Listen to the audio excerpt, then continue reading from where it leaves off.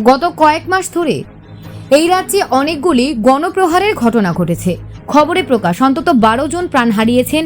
আইএসএফের সক্রিয় কর্মী আবু সিদ্দিক হালদার নামে এক যুবককে পুলিশি হাজতে নৃশংসভাবে অত্যাচার করা হয়, তারপর তার মৃত্যু হয়। দল বলেছে এটি পরিকল্পিত হত্যা। তার বাড়ি ছিল দক্ষিণ 24 পরগনার ধোলাহাট থানায়। এছাড়া এই সময় কলকাতার একটি ছাত্রাবাসে স্রেফ চোর সন্দেহে পিটিয়ে মারা হয়েছে ইরশাদ আলমকে।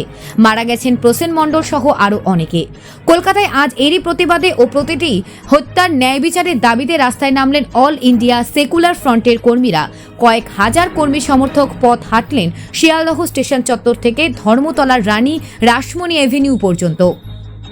এখানে এক সংক্ষিপ্ত সভা হয়। এখানে বক্তব্য রাখতে গিয়ে আইএসএফের চেয়ারম্যান তথা বিধায়ক নওশাদ সিদ্দিকী রাজ্য সরকারের তীব্র সমালোচনা করে বলেন, একের পর এক গণপ্রহারের ঘটনা ঘটে চলেছে, পুলিশি হেফাজতের মৃত্যু হচ্ছে, অথচ সরকারের শীর্ষে যিনি আছেন তিনি নিশ্চুপ। ভাবখানা এমনই যেন এই রাজ্যে দেশের মধ্যে সবচেয়ে নিরাপদ, অথচ এখানে সংখ্যালঘু, দলিত, আদিবাসীরা সবথেকে বেশি আক্রান্ত হচ্ছেন। তিনি বলেন, গণতন্ত্রের ওপর আমাদের আস্থা আছে, সংবিধানের ওপর আমাদের আস্থা আছে। এই হত্যাগুলির ন্যায় বিচার না পাওয়া পর্যন্ত এই লড়াই চলবে। দলের রাজ্য কমিটির সম্পাদক বিশ্বজিৎ মাইতির অভিযোগ করেন, পুলিশের একাংশ সাম্প্রদায়িক হয়ে পড়েছে। এটা মোটেই কাম্য নয়। প্রশাসনের শীর্ষে যিনি আছেন তার মদতেই পুলিশের জঘন্য কাণ্ড করে চলছে। আমরা পুলিশি অত্যাচারের অবসান চাই। পুলিশি উর্দি পরে শাসক দলের হয়ে দালালি করা চলবে না বলে তিনি হুঁশিয়ারি দেন।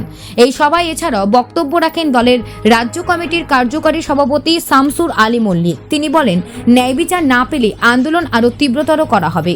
এই জঙ্গলে রাজত্ব খতম করতে ঐক্যবদ্ধ আন্দোলন ছাড়া আর কোনো পথ নেই। বক্তব্য রাখেন দক্ষিণ 24 পরগনা জেলার সভাপতি আব্দুল মালেক মোল্লা। তিনি বলেন, রাজ্যে অপসারণ ও নৈরাজ্যের শাসন চলছে। পুলিশ সাধারণ মানুষের ওপর নির্যাতন করছে। অবিলম্বে এসব বন্ধ করতে হবে।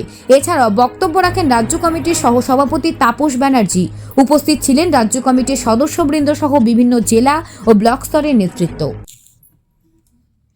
এই মুখ্যমন্ত্রী বিচারিতার কথা সেই জন্যই মাথায় রেখে আমিও সুপ্রিম কোর্টে মামলা পাঠিয়েছি পশ্চিম বাংলায় ওই মধু সার্টিফিকেট দেওয়া পেতে তাদের ন্যায় বিচার দেওয়ার জন্য। বন্ধুগণ, শুধু যে বিষয়ে এসেছেন আপনারা আজকে সেই বিষয়ে বলেছে, আমি শুধু দুটো জিনিস অ্যাড করতে চাই।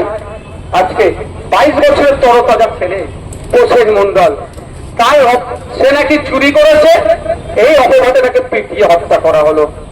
আচ্ছা বলেন, যদি কেউ চুরিও করে নাই, অন্যায় করেছে নিশ্চিত হবে, তার জন্য প্রশাসন আছে, আইন আছে, বিচার ব্যবস্থা আছে, কিন্তু আমাদের প্রসেন মণ্ডলকে পিটিয়ে হত্যা করলো। এই সাহসটা পাচ্ছে কোথায়? সাহসটা পাচ্ছে আমার রাজ্যের প্রশাসনের যিনি প্রধান আছেন, সরকারের যিনি প্রধান আছেন, মাননীয় মুখ্যমন্ত্রীর জন্য।